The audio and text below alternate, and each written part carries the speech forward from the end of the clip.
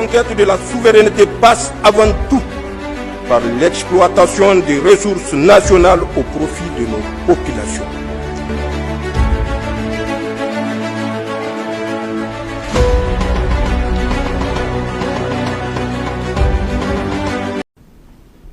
Monsieur le Premier ministre, ministre de l'Économie et des Finances, Mesdames et Messieurs les membres et les personnes ressources du Comité d'orientation stratégique pour le programme électronucléaire, Madame la Présidente de la Haute Autorité nigérienne à l'énergie atomique, Hania, Mesdames et Messieurs, la présente rencontre s'inscrit dans le cadre des activités du Comité d'orientation stratégique pour le programme électronucléaire créé par arrêté numéro 0204/PM du 23 novembre 2015. Il s'agit de la première réunion du comité au titre de l'année 2025.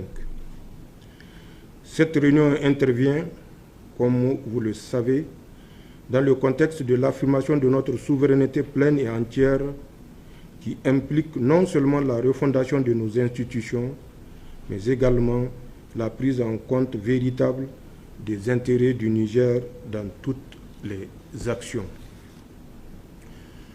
Mesdames et Messieurs, c'est justement dans le domaine de l'exploitation au Niger de l'uranium, minerai stratégique, que se pose avec acuité la question de notre souveraineté et de la défense des intérêts de notre pays.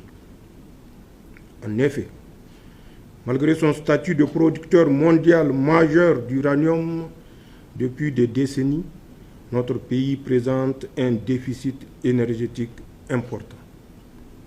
Ce problème commun à toute la région reste et demeure une préoccupation permanente car la disponibilité de l'énergie électrique en qualité et en quantité est une condition sine qua non pour tout développement. Aussi, avec le rôle central de l'énergie pour la réalisation des objectifs de développement durable, de la charte de la refondation et de la stratégie de développement durable, et de croissance inclusive Niger 2035, nos choix en termes de combustible et de technologies énergétiques seront déterminants pour le développement socio-économique. Ils imposeront le rythme avec lequel notre pays ancrera son avenir dans la durée.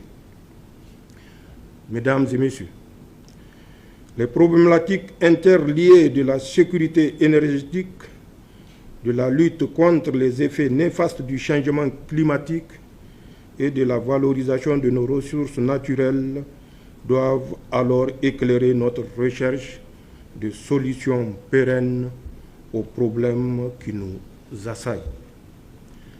C'est ainsi que nous allons donner à notre pays le moyen de sa vocation industrielle, de son indépendance et de sa souveraineté énergétique.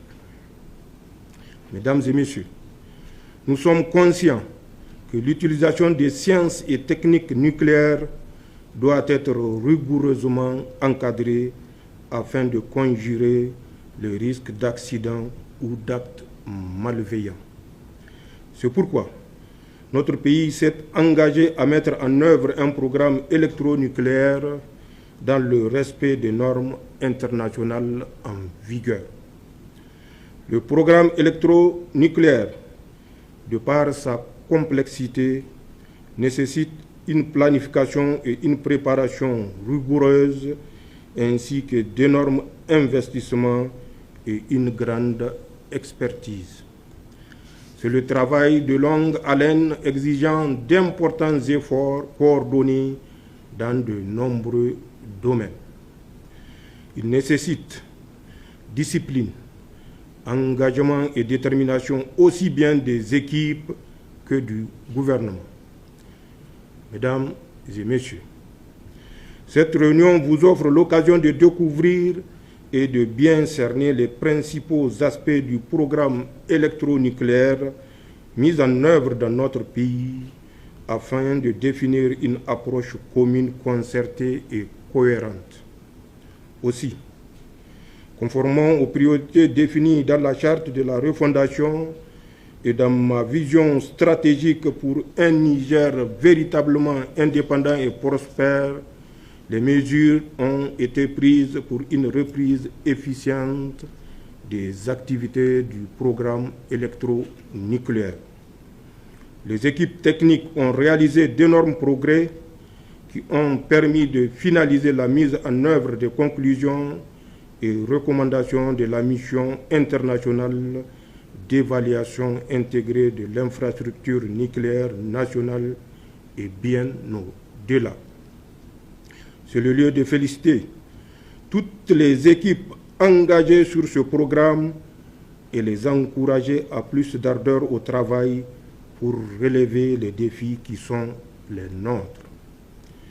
Mesdames et messieurs, le programme électronucléaire, vous l'avez compris, est un engagement national. Chaque structure impliquée et chaque organe de mise en œuvre doit jouer sa partition. Il est crucial que vous saisissiez la pleine mesure de la particularité du programme électronucléaire, mais aussi des enjeux nationaux et internationaux qui y sont liés.